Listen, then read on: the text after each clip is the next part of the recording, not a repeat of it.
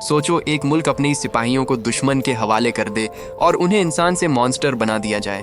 मगर सबसे खौफनाक सच यह था कि जो चीज़ उन्हें जिंदा रखे हुए थी वही उनकी सबसे बड़ी कमजोरी भी थी। और जब एक भाई को अपने ही भाई पर 3 गोलियां चलानी पड़ी तो समझ आया कि असली ज़ॉम्बी कौन था। आइए देखते हैं इस कहानी में। कहानी की शुरुआत एक सीक्रेट मीटिंग से होती है, जहां थाई मिलिट्री के लीडर्स जापानी टीम के साथ मीटिंग कर रहे थे। डॉक्टर काइडो बताता है कि जापान असल में इंडिया और चाइना पर हमला करना चाहता है, इसलिए वे थाईलैंड को अपना बेस बनाना चाहते हैं। इसके साथ ही थाई सरकार को युद्ध का सारा खर्च और पूरी सप्लाई भी देनी होगी। थाई लीडर्स को डराने के लिए काइडो एक वीडियो चलाता है। इस वीडियो में उनका एक खतरनाक बायोलॉजिकल वेपन टेस्ट किया जा रहा था। वहां एक आदमी दर्द से बुरी तरह तड़प रहा था और देखते ही देखते कुछ ही मिनटों में वह एक खूंखार ज़ॉम्बी बन जाता है। काइडो सीधी धमकी देता है कि अगर थाईलैंड ने बात नहीं मानी तो वे इस हथियार का इस्तेमाल करेंगे। यह खौफनाक नजारा देखकर थाई कमांडर घबरा जाता है। मजबूरी में वह अपना बेस जापान को देने के लिए तैयार हो जाता है, पर एक शर्त रखता है कि दुनिया की नजरों में उसे जापान से लड़ने का नाटक तो करना ही पड़ेगा। इसके तुरंत बाद पूरी आर्मी को हाई अलर्ट पर डाल दिया जाता है और जवानों को लड़ाई के लिए तैयार होने का ऑर्डर दे दिया जाता है। लेकिन दूसरी तरफ मॉक के दिमाग में कुछ और ही चल रहा था। वह इस मौत के खेल का हिस्सा नहीं बनना चाहता था, इसलिए वह आर्मी बेस से सीधा अपने घर भाग जाता है। कैप्टन सीधा मॉक के घर पहुंचता है और उसकी माँ टर्न से कहता है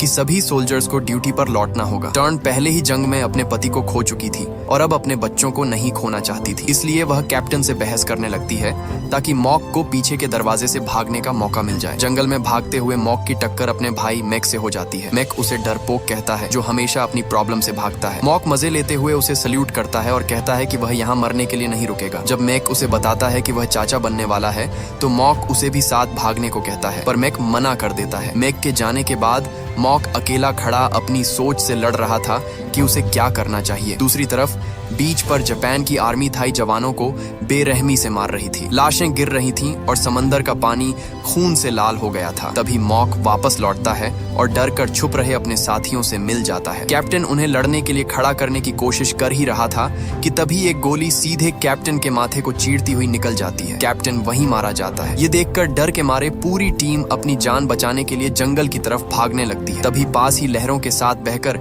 एक जापानी बॉक्स किनारे पर आता है। अचानक वह बॉक्स खुलता है और उसमें से एक खूंखार ज़ॉम्बी बाहर निकलता है। जंगल में जवान अपनी जान बचाकर भाग रहे थे, पर पेड़ों के बीच कोई बहुत तेजी से छलांग लगा रहा था। वह एक एक करके लड़कों पर झपटता है और उन्हें चीर डालता है। बहुत दूर भागने के बाद मॉक को समझ आता है कि अब सिर्फ वही जिंदा बचा है। लेकिन जैसे ही वह नीचे देखता है उसे पता चलता है कि वह एक दलदल में बुरी तरह फंस चुका है। वह खुद को बाहर निकाल नहीं पाता और कुछ ही सेकंड में वह पूरा का पूरा दलदल में धंस जाता है। तभी कोई दलदल के अंदर हाथ डालता है और मॉक को बाहर खींच लेता है। एक लंबी सांस लेने के बाद मॉक ऊपर देखता है और उसके होश उड़ जाते हैं। उसे बचाने वाला कोई इंसान नहीं बल्कि एक ज़ॉम्बी था। असल में उसके सारे साथी उस दलदल के चारों तरफ खड़े थे और वे सब के सब ज़ॉम्बी बन चुके थे। इधर ऑफिस में थाई मिलिट्री लीडर्स और काइडो खबर सुनते हैं कि थाई सरकार ने सीज फायर की मांग की है और जापान के साथ बातचीत कर रही है। कुछ ही देर बाद जंगल में एक पेट्रोलिंग टीम पहुंचती है। उन्हें वहां एक रस्सी से बंधी हुई कुछ हड्डियां लटकी मिलती हैं। तभी गलती से एक जवान से वह रस्सी हिल जाती है। उन्हें अंदाजा भी नहीं था कि अब वे ज़ॉम्बीज के बिछाए हुए जाल में बुरी तरह फंस चुके हैं। रस्सी हिलने की आवाज सुनकर ज़ॉम्बीज अपने ठिकानों से बाहर निकल आते हैं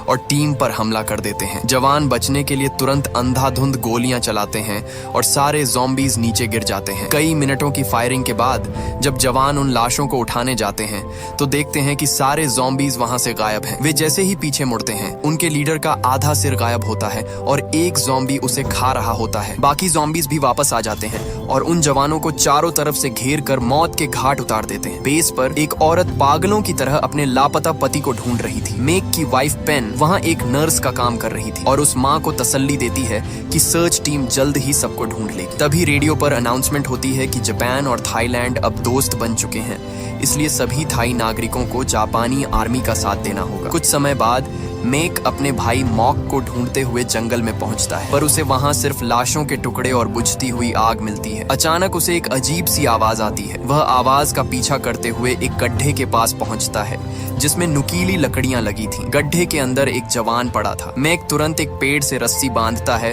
और उस जवान की मदद करने के लिए नीचे उतर जाता है, लेकिन जैसे ही वह उसे पलटता है उसके होश उड़ जाते हैं। असल में वह जवान एक ज़ॉम्बी था जिसका चेहरा बुरी तरह कट चुका था। ज़ॉम्बी तुरंत मैक पर हमला कर देता है। मैक खुद को बचाने के लिए एक नुकीली लकड़ी उठा लेता है। काफी हाथापाई के बाद मैक उस ज़ॉम्बी को पीछे धकेलता है और नुकीली लकड़ी सीधा उसके सिर के आर पार कर देता है। लेकिन इसके बाद भी वह ज़ॉम्बी हिल रहा था। घबराकर मैक रस्सी पकड़ता है और ऊपर चढ़ने की कोशिश करता है, पर ज़ॉम्बी उसका पैर पकड़कर उसे नीचे खींच लेता है। इस झटके में मैक की पॉकेट वॉच भी गिर जाती है। नीचे गिरते वक्त मैक बुझती हुई आग से एक जलती हुई लकड़ी पकड़ लेता है। उस लकड़ी की चिंगारी से ज़ॉम्बी में आग लग जाती है और वह आखिरकार मारा जाता है। लेकिन एक चिंगारी उछलकर मैक की आंख में भी लग जाती है, जिससे उसकी आंख बुरी तरह डैमेज हो जाती है। उधर बीच पर जब मॉक को होश आता है, वह खुद को ज़ॉम्बीज और चबाई हुई लाशों के बीच पाता है। एक तितली को उड़ते हुए देखकर उसे अचानक याद आता है कि जंगल में उसके साथ क्या हुआ था। असल में मॉक को भी काट लिया गया था और वह खुद एक ज़ॉम्बी बन चुका है। उसे याद आता है कि कैसे ज़ॉम्बीज ने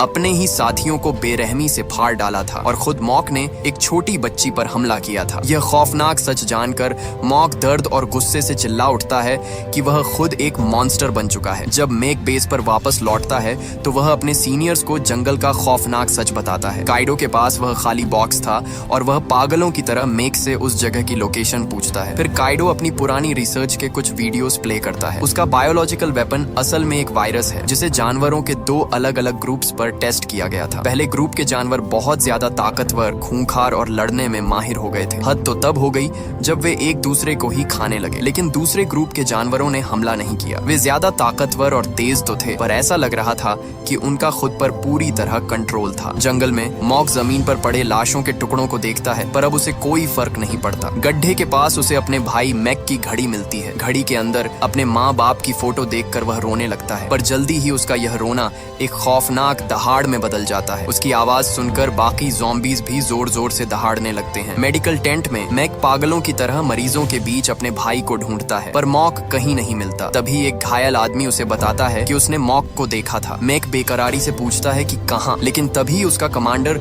उसे एक जरूरी मीटिंग के लिए बुला लेता है। मेन टेंट में एक जापानीज सोल्जर को बॉक्स खोने के लिए बुरी तरह बेइज्जत किया जा रहा था। शर्म के मारे वह सोल्जर खुद को चाकू मारकर अपनी जान ले लेता है। जब मैक और उसका कमांडर वहां पहुंचते हैं तो काइडो बताता है कि उसका वायरस बॉक्स से बाहर निकल चुका है और यह किसी को भी ज़ॉम्बी बना सकता है। कमांडर यह बात ऊपर तक पहुंचाना चाहता है, पर कैप्टन नाकामुरा उसे रोक देता है। वह कहता है कि इसे सीक्रेट रखते हुए सब कुछ कंट्रोल करने का उसके पास एक प्लान है। वह थाई लीडर्स का एक ऑफिशियल डॉक्यूमेंट दिखाता है, जिसके बाद मैक और उसके कमांडर को मजबूरी में एक टास्क फोर्स ज्वाइन करनी पड़ती है। उनका टारगेट उन सारे ज़ॉम्बीज को जिंदा पकड़ना था। जंगल में मॉक बाकी ज़ॉम्बीज को जमीन पर पड़ी लाशें खाते हुए देखता है। उसे याद आता है कि कैसे उसने उस छोटी बच्ची का बेरहमी से शिकार किया था। गिल्ट से भरा मॉक एक गन उठाता है और खुद को उड़ाने की कोशिश करता है, लेकिन अचानक उसका शरीर बुरी तरह गर्म होने लगता है और उसके हाथों में भयंकर आग लग जाती है। इससे पहले कि वह पूरा जलकर राख हो जाए, एक दूसरा ज़ॉम्बी उसे कीचड़ में धक्का दे देता है और आग बुझाने के लिए उसके पूरे शरीर पर मड लगा देता है। उसी समय काइडो अपनी रिसर्च के पुराने वीडियोस चेक कर रहा था। उसे पता चलता है कि जब वायरस का हेवी डोज दिया गया तो रिएक्शन एकदम पॉजिटिव था। सबसे बड़ी बात यह सामने आई कि बहुत ज्यादा स्ट्रेस या इमोशनल होने पर ये ज़ॉम्बीज खुद ब खुद जलने लगते हैं। मतलब आग ही इनकी सबसे बड़ी वीकनेस है। और जब ये वायरस इंसानों में गया तो ये और भी ज्यादा एडवांस्ड हो गया। कुछ घंटों बाद मॉक एक केव में जागता है, जहां बाकी ज़ॉम्बीज भी अपनी नींद से उठ रहे थे। उनका लीडर नू खाने के लिए एक जानवर लाता है। सारे ज़ॉम्बीज पागलों की तरह दहाड़ते हैं, पर नू उनसे भी तेज दहाड़कर सबको शांत कर देता है और पूरी तरह अपना कंट्रोल दिखाता है। नौ के जाने के बाद बाकी ज़ॉम्बीज उस जानवर पर टूट पड़ते हैं। मॉक नाउ का पीछा करता है और उसे गुफा के एक कोने में अपनी पत्नी की फोटो और उसकी लिखी कविता देखकर फूट फूट कर रोते हुए पाता है। यह देखकर मॉक को भी अपने माँ बाप की फोटो याद आती है। उसे वो दिन याद आता है जब कैप्टन उसके भाई मैक को आर्मी में लेने आया था। तब मॉक बहुत खुश था, क्योंकि उसे लगा था कि भाई के जाने के बाद उसे पूरा बिस्तर मिलेगा। उसने अपने भाई के जंग में मारे जाने का मजाक उड़ाते हुए एक घटिया गाना भी गाया था, जिस पर बाकी लोग भड़क गए थे। वापस प्रेजेंट में मॉक रोने लगता है और उसे नू की आवाज में भी वही दर्द सुनाई देता है। नाउ गुफा से बाहर एक नदी में खड़ा था। उसे अपनी पत्नी का गोश्त दिखाई दे रहा है, जो उससे प्यार भरी खड़ी बातें कर रही है और वही कविता सुना रही है। इस खौफनाक इमोशनल स्ट्रेस की वजह से नू दर्द से चिल्लाता है और अचानक उसका शरीर झलकर राख में बदल जाता है। वह राख उड़कर एक पौधे पर गिरती है जिससे वहाँ एक फूल खिल जाता है। दूसरी तरफ बाकी ज़ॉम्बीज उस जानवर को खाने के बाद भी भूखे हैं। उनमें से एक ज़ॉम्बी अचानक बोलने लगता है। वह अपने साथियों से कहता है कि जापान ने उनकी यह हालत की है, इसीलिए अब वे जापानीज लोगों को खाकर अपना बदला लेंगे। उनका नया टारगेट अब पूरी तरह सेट हो चुका था। जंगल में टास्क फोर्स को हर तरफ खून और लाशों के टुकड़े मिलते हैं। वे तबाही के इस रास्ते पर आगे बढ़ते हैं। अचानक उन्हें कुछ आवाज आती है तो कैप्टन नाकामुरा अपनी टीम को छुपने का ऑर्डर देता है। फिर वह खुद को चाकू से काटकर अपना खून जमीन पर गिराता है। खून की महक एक सिग्नल की तरह काम करती है और एक ज़ॉम्बी तुरंत वहां खींचा चला आता है। इससे पहले कि वह नाकामुरा पर हमला करे, एक सोल्जर उस पर हार्पून से फायर करके उसे जिंदा पकड़ लेता है। बेस पर उस पकड़े गए ज़ॉम्बी को एक पिंजरे में बंद रखा जाता है। सोल्जर्स उस पर खौलता हुआ पानी फेंकते हैं। मैक को यह टॉर्चर बिल्कुल पसंद नहीं आता और वह कहता है कि इस मॉन्स्टर को मार देना चाहिए, लेकिन काइडो उन सबको जिंदा पकड़ना चाहता है ताकि वह अपना प्रोजेक्ट और रिसर्च पूरी कर सके। उसी वक्त वह ज़ॉम्बी अपने शरीर से हार्पून निकाल फेंकता है और पिंजरे की सलाखों को जोर से हिलाने लगता है। ये देखकर एक सोल्जर बुरी तरह घबरा जाता है और उस पर लगातार कई गोलियां चला देता है। ज़ॉम्बी दर्द से तड़पता है पर वह मरता नहीं। इसके बाद एक आम आदमी को वहां लाया जाता है और वह ज़ॉम्बी तुरंत उसे पहचान लेता है। वह उसका अपना पिता था। दोनों एक दूसरे को देखकर रोने लगते हैं। पिता गुस्से में पूछता है कि उन्होंने उसके बेटे का यह क्या हाल कर दिया है। तभी नाकामुरा अचानक उस पिता के सिर में चाकू घोंप देता है। अपने पिता को तड़प कर मरते देख ज़ॉम्बी पूरी तरह टूट जाता है। ये देखकर मैक का दिमाग खराब हो जाता है, पर उसका कमांडर उसे पीछे खींच लेता है और याद दिलाता है कि अब उनके पास कोई पावर नहीं है। फिर नाकामुरा अपने आदमियों से ज़ॉम्बी पर जहरीली गैस छिड़कने को कहता है। ज़ॉम्बी लगातार रो रहा है और अपने पिता की लाश की तरफ हाथ बढ़ाता है। गुस्से से पागल मैक नाकामुरा पर कूद पड़ता है और उसे एक जोरदार मुक्का मारता है। कमांडर को मजबूरी में उसे फिर से पीछे खींचना पड़ता है। नाकामुरा अपनी तलवार उनकी तरफ तान देता है और कमांडर से कहता है कि वह अपने आदमियों को कंट्रोल में रखे। कमांडर भारी मन से मैक को बताता है कि उसे इस मिशन से निकाल दिया गया है और अब उसे सीधा घर जाना होगा। ठीक उसी पल वह ज़ॉम्बी पिंजरा तोड़कर बाहर निकल आता है। सोल्जर्स सदमे में देखते रह जाते हैं जब वह खूंखार मॉन्स्टर अपने ही पिता की लाश को खाने लगता है। दूसरी तरफ जब मॉक वापस गुफा में लौटता है तो देखता है कि सारे ज़ॉम्बीज अपनी पुरानी जिंदगी के बारे में बातें कर रहे हैं। उन सब के अपने अपने सपने थे, पर आर्मी में जबरदस्ती भर्ती होने के बाद उन्हें सब कुछ छोड़ना पड़ा। उनमें से एक बताता है कि वह सिंगर बनना चाहता था। वह एक गाना गाने लगता है और जल्द ही बाकी ज़ॉम्बीज भी उसके साथ सुर में सुर मिलाने लगते हैं। तभी उन्हें एहसास होता है कि उनका एक साथी गायब है। वे सब मिलकर उसे ढूंढने का फैसला करते हैं। पास के एक गाँव में लोग बुरी शक्तियों को दूर रखने के लिए एक खास रिचुअल कर रहे हैं, पर जल्द ही ज़ॉम्बीज पूरे गांव को घेर लेते हैं और लोगों को अपना शिकार बनाने लगते हैं। एक माँ और बेटी यह देखकर सन्न रह जाती हैं कि उन ज़ॉम्बीज में से एक उनका अपना पति और पिता है। दूसरी तरफ फैन अपनी साइकिल से घर जा रही थी, पर उसे अपनी लाइट ठीक करने के लिए रुकना पड़ता है। अचानक उसे कोई चलता हुआ दिखता है और वह जोर से चीख पड़ती है क्योंकि वहाँ कोई इंसान नहीं, सिर्फ किसी के कटे हुए पैर चल रहे थे। घर पर टान अपने बेटे की सलामती की दुआ मांग रही थी और उसे बिल्कुल अंदाजा नहीं है कि मॉक उसी के घर की तरफ आ रहा है। जब दीवार से एक फोटो गिरती है तो वह इसे एक अपशगुन मानकर खिड़की बंद कर देती है। इसके बाद वह स्मोक करने के लिए बाहर निकलती है। तभी अचानक मैक वहां आ जाता है और उसे अंदर रहने के लिए कहता है। वह टार्न को बताता है कि उसका भाई मॉक शायद अभी भी जिंदा है। ये गुड न्यूज सुनकर टार्न उसे खुशी से गले लगा लेती है। मॉक छुपकर यह सब सुन रहा था। उसे एहसास होता है कि वह ज़ॉम्बी बनने के बाद अब कभी अपनी फैमिली से नहीं मिल सकता। यह सोचकर वह फूट फूट कर रोता है और हमेशा के लिए वहां से चला जाता है। ठीक उसी वक्त पेन वहां पहुंचती है और उन्हें अपने साथ हुआ खौफनाक हादसा बताती है। मैक तुरंत अपनी गन निकालता है और टार्न को देते हुए कहता है कि कुछ भी अजीब दिखे तो सीधा गोली मार देना और अगर वह फिर भी हिले तो उसे आग लगा देना। जंगल में एक साधु पर्दे के पीछे ध्यान लगा रहा था। एक ज़ॉम्बी उसके पास आने की कोशिश करता है, पर मंक तुरंत पहचान लेता है कि वह उसका ही बेटा है। मंक वहीं बैठकर प्रार्थना करने लगता है। अचानक वह ज़ॉम्बी भी अपने घुटनों पर बैठ जाता है और प्रार्थना करने के बाद बिना हमला किए वहां से चला जाता है। पर पास ही में एक दूसरा खूंखार ज़ॉम्बी उसी माँ और उसके बच्चे का शिकार करने के लिए उनके पीछे पागलों की तरह भाग रहा था। जब वह बच्ची गिरती है तो ज़ॉम्बी उन तक पहुंच जाता है, पर अचानक वह रुक जाता है क्योंकि वह ज़ॉम्बी असल में अपनी ही बेटी को पहचान लेता है। उसी वक्त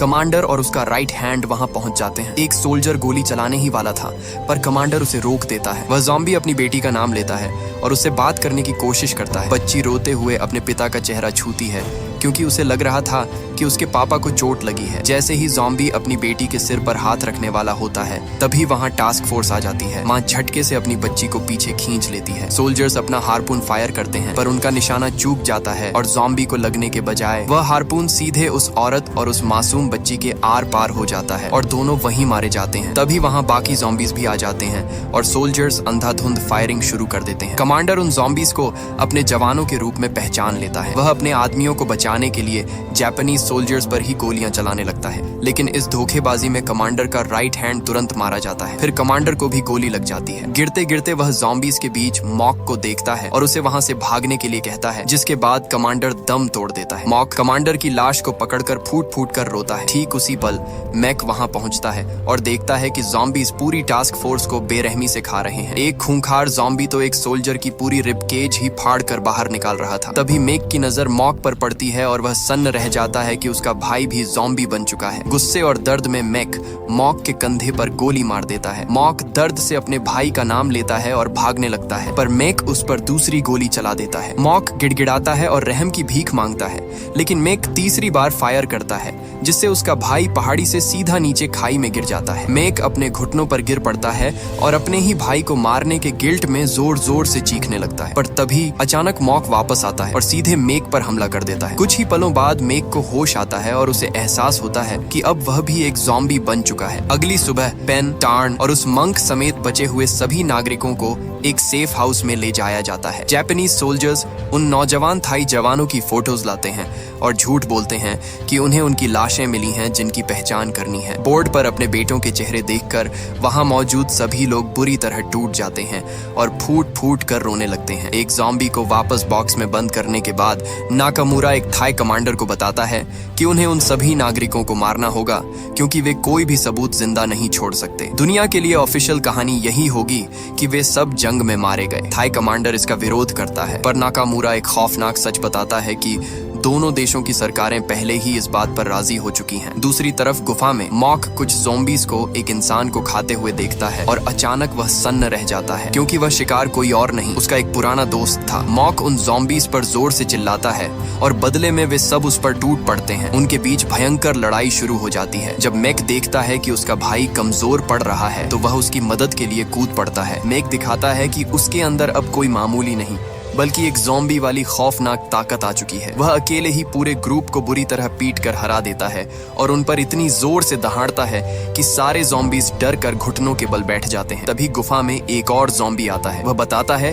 कि उसे पकड़ लिया गया था और बहुत टॉर्चर किया गया, पर वह किसी तरह वहां से भाग निकला। वह एक और खौफनाक खबर देता है, उनके माता पिता को फांसी दी जाने वाली है। मॉक को तुरंत शक होता है कि यह उन्हें बाहर निकालने का कोई ट्रैप है, पर मैक अपने परिवार को मरने के लिए नहीं छोड़ सकता। वह एक बार फिर मॉक को डरपोक कहता है और उन्हें बचाने निकल पड़ता है। जंगल में एक सोल्जर पूजा करने के बहाने नागरिकों को आगे ले जा रहा था, जबकि नाकामुरा और उसके आदमी छुपकर सब देख रहे थे। जल्द ही ज़ॉम्बीज वहां पहुंच जाते हैं। जब नागरिक देखते हैं कि उनके अपने बेटे खूंखार ज़ॉम्बी बन चुके हैं तो वे बुरी तरह टूट जाते हैं। तभी नाकामुरा अपने आदमियों को फायरिंग का ऑर्डर देता है। मासूम नागरिकों को बेरहमी से गोलियों से भून दिया जाता है और वे एक एक करके जमीन पर गिरने लगते हैं। सारे ज़ॉम्बीज दर्द में चीखते हुए अपने मरते हुए घर वालों की तरफ भागते हैं। मॉक अपनी माँ को पकड़कर रो रहा है और मैक अपनी वाइफ पेन की लाश पर फूट फूट कर रो रहा है। थोड़ी झिझक के बाद मैक फैसला करता है और पेन को जिंदा रखने के लिए उसे काट लेता है ताकि वह भी ज़ॉम्बी बन जाए। ठीक उसी पल नाकामुरा एक बटन दबाता है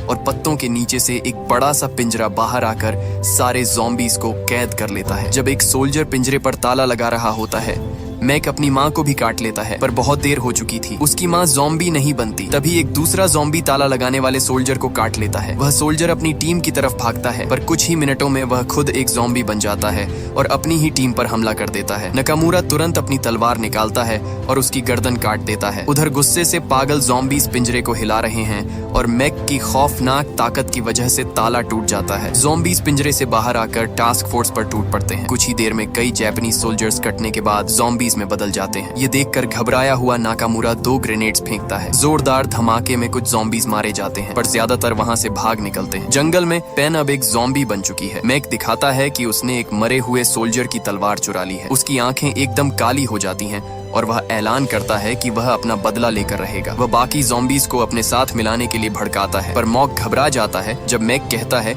कि अपनी फौज बढ़ाने के लिए उन्हें और इंसानों को ज़ॉम्बी बनाना होगा। मॉक बिल्कुल नहीं चाहता कि कि कोई और इंसान उनकी तरह इस दर्द से गुजरे। एक दूसरा ज़ॉम्बी भी मैक की इस बात का विरोध करता है। वह कहता है कि उसने अभी अभी धमाके में अपने भाई को खोया है और इस बदले का अंजाम सिर्फ और मौतें होंगी। ये सुनकर मैक गुस्से में पागल हो जाता है और उसे सजा देने के लिए अपनी तलवार उठाता है, पर अचानक पेन बीच में आकर ढाल बन जाती है और तलवार सीधा उसके आर पार हो जाती है। पेन वहीं मारी जाती है। मॉक दर्द से चीख पड़ता है, लेकिन मैक के चेहरे पर कोई पछतावा नहीं था। वह अब पूरी तरह एक बेरहम ज़ॉम्बी बन चुका था। मैक उस दूसरे ज़ॉम्बी को मार देता है और कहता है कि उसके पास एक प्लान है। अगली सुबह मॉक की आंख खुलती है। वह अपने परिवार और पिछले कुछ दिनों में हुई खौफनाक घटनाओं के बारे में सोचने लगता है। इतने सारे इमोशंस को एक साथ संभालना उसके लिए मुश्किल हो रहा था। अचानक उसे अपने परिवार का हेलुसिनेशन होता है और उसका शरीर राख में बदलने लगता है। लेकिन तभी उसे याद आता है कि कैसे उसके भाई मैक ने उसे एक डरपोक कहा था जो कभी किसी चीज के लिए नहीं लड़ता। ये याद आते ही वह राख वापस जुड़ने लगती है और वह फिर से एक ज़ॉम्बी का रूप ले लेता है। उधर बेस पर नाकामुरा सीधा काइडो के टेंट में घुसता है और उसके सिर में गोली मार देता है। फिर वह काइडो के सारे नोट्स छान मारता है और उसे पता चल जाता है कि ज़ॉम्बीज की सबसे बड़ी कमजोरी आग है। वह तुरंत अपने आदमियों को फ्लेम थ्रोवर लाने का ऑर्डर देता है। कुछ ही देर बाद नाकामुरा और उसके सोल्जर्स जंगल में कुछ ज़ॉम्बीज का पीछा करते हैं। यह पीछा उन्हें एक गुफा तक ले जाता है जहां हजारों जुगनुओं को देखकर वे हैरान रह जाते हैं। अचानक सारे जुगनू गायब हो जाते हैं और घुप अंधेरे का फायदा उठाकर ज़ॉम्बीज उन पर हमला कर देते हैं। सोल्जर्स तुरंत गोलियां चलाना शुरू कर देते हैं, लेकिन गोलियों से ज़ॉम्बीज नहीं मरते। ज़ॉम्बीज आसानी से आगे बढ़ते हैं और एक एक करके टास्क फोर्स के मेंबर्स को काटना शुरू कर देते हैं। तभी एक सोल्जर फ्लेम थ्रोवर चालू कर देता है, जिससे डरकर ज़ॉम्बीज को वहां से भागना पड़ता है। अब एक नई चेज शुरू हो जाती है। टास्क फोर्स देखती है कि ज़ॉम्बीज उनके ही एक सोल्जर को खा रहे हैं। वे फिर से फायरिंग करते हैं और एक पतले से रास्ते में छुपने के लिए भागते हैं। ज़ॉम्बीज भी उनके पीछे पीछे उसी रास्ते में घुस जाते हैं और एक एक करके जापानीज सोल्जर्स को बेरहमी से मार डालते हैं। सिर्फ नाकामुरा ही किसी तरह जिंदा बच पाता है। वह उस रास्ते से बाहर निकलता है और तब तक भागता है जब तक वह एक पानी के गड्ढे में नहीं गिर जाता। वह तुरंत अपने पूरे शरीर पर कीचड़ लगा लेता है और दीवार से सटकर खड़ा हो जाता है। जब ज़ॉम्बीज उसे ढूंढते हुए आते हैं तो वे उसे मड की वजह से देख नहीं पाते और आगे निकल जाते हैं। फिर नाकामुरा बहुत सावधानी से आगे बढ़ता है, लेकिन तभी वहां एक जुगनू आ जाता है, जिसकी वजह से ज़ॉम्बीज को उसकी लोकेशन पता चल जाती है। सारे ज़ॉम्बीज वापस उसकी तरफ मुड़ते हैं। नाकामुरा फ्लेम थ्रोवर चालू करने की कोशिश करता है, पर मड की वजह से वह जैम हो चुका था। ज़ॉम्बीज नाकामुरा पर टूट पड़ते हैं और उसे बुरी तरह काटने लगते हैं। इसी बीच मारे गए जापानीज सोल्जर्स भी ज़ॉम्बीज में बदलने लगते हैं। कुछ ही देर में नाकामुरा खुद एक ज़ॉम्बी बन जाता है। ठीक उसी समय मॉक वहां पहुंचता है और जमीन पर पड़ा हुआ फ्लेम थ्रोवर उठा लेता है। जब थाई ज़ॉम्बीज गुफा से बाहर निकलने की कोशिश करते हैं तो वे देखते हैं कि मॉक ने रास्ता रोक रखा है। मॉक अपने भाई और साथियों को ज़ॉम्बीज बने देखकर फूट फूट कर रोने लगता है। उसके आंसुओं को देखकर मैक की पुरानी यादें ताजा हो जाती हैं। मैक की आंखें वापस नॉर्मल हो जाती हैं और वह आखिरी बार अपने भाई मॉक को सल्यूट करता है। मॉक भारी मन से फ्लेम थ्रोवर चला देता है और उन सबको आग की लपटों में झोंक देता है। तभी नाकामुरा और उसकी फोर्स भी ज़ॉम्बी बनकर उसी रास्ते पर आ जाते हैं। फायर में जलता हुआ मैक और उसके साथी तुरंत उन जापानीज ज़ॉम्बीज पर कूद पड़ते हैं ताकि आग उन सब में फैल जाए और वे सब एक साथ खत्म हो सकें। आखिरी बार अपने दोस्तों और परिवार को याद करते हुए मॉक भी उस आग के समंदर में कूद पड़ता है और इसी के साथ ये खौफनाक और दर्दनाक कहानी यहीं पर खत्म होती है। दोस्तों, आपको यह वीडियो कैसी लगी कमेंट में जरूर बताइए। वीडियो को लाइक करें और फिल्म लिपि चैनल को सब्सक्राइब करें। साथ ही बेल आइकन दबाना मत भूलिए ताकि हर नई आने वाली वीडियो सबसे पहले आप तक पहुंच सके।